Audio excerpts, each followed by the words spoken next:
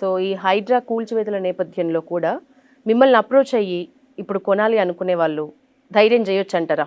ఖచ్చితంగా. ఓకే. ఇప్పుడు హైడ్రా అనేది చెరువుల దగ్గరలో నాలాల దగ్గరలో ఉన్నటువంటి భూముల మీదనే ఎఫెక్ట్ పడుతుంది హైడ్రా ఎఫెక్ట్. ఆ చెరువులు లేని కాడ కొనుక్కోవచ్చు. చెరువులు లేని కాడ, ప్రభుత్వ భూమి లేని కాడ, వక్ఫ్ బోర్డు భూమి లేని కాడ, దేవాదాయ భూమి లేని కాడ కొనుక్కుంటే అభ్యంతరం ఏం లేదు, ఇబ్బంది ఏమి ఉండదండి. ఇప్పటికి కూడా ఈస్ట్ హైదరాబాద్ వైపు ధరలు అందుబాటులోనే ఉన్నాయి. వరంగల్ రోడ్డు కానీ, విజయవాడ రోడ్డు కానీ, శ్రీశైలం రోడ్డు కానీ 5,000 రూపాయల నుంచి 20,000 రూపాయల మధ్యలో ప్లాట్లు దొరుకుతున్నాయి గజం.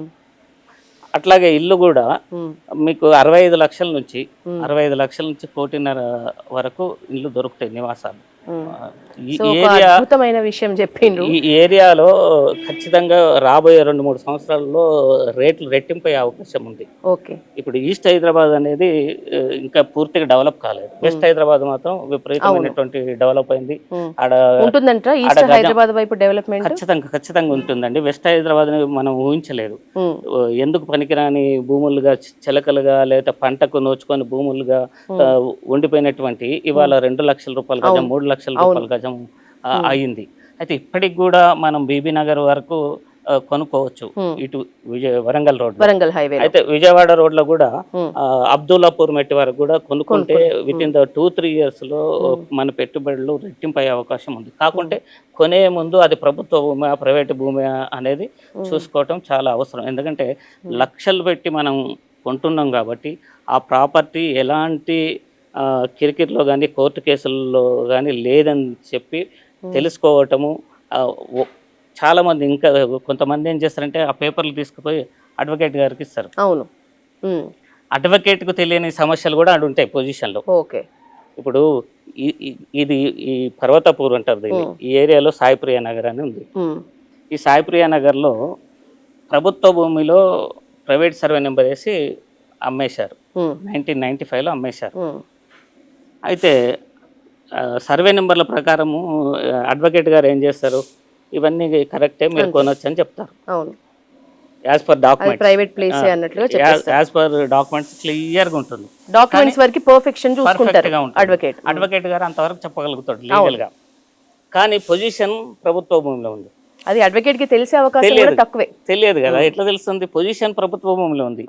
ఈ కొనుగోలుదారుడికి తెలియదు, అడ్వకేట్ కి తెలియదు. ఈయన ఏం చేస్తాడు, అరే అడ్వకేట్ చెప్పిండు కదా, ఓకే క్లియర్ ప్రాపర్టీ అని కొంటాడు. ఇప్పటికి కూడా రిజిస్ట్రేషన్ అవుతూనే ఉన్నాయి ప్రభుత్వ భూములు. ఇప్పటికి స్టిల్ ఇప్పటికి కూడా రిజిస్ట్రేషన్ అవుతుంది. దాన్ని ఆపే నాదుడే లేడు.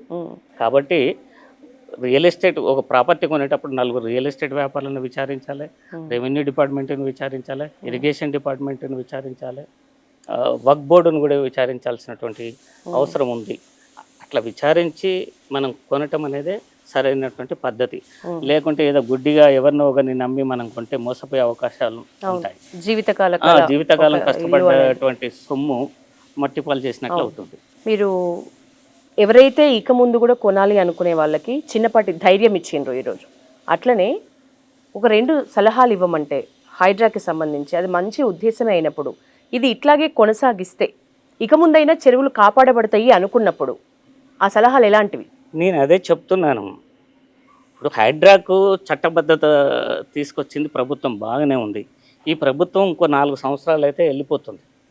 మరొక ప్రభుత్వం వచ్చినప్పుడు ఇదే అధికారులు అక్కడ తప్పిదాలు చేయరని నమ్మకం ఏంటి? అక్కడ చెరువులు మళ్ళీ కబ్జా కావు, అక్కడ నిర్మాణాలు రావు అనేది నమ్మకం ఏంటి? ప్రజలకు ఏం గ్యారంటీ?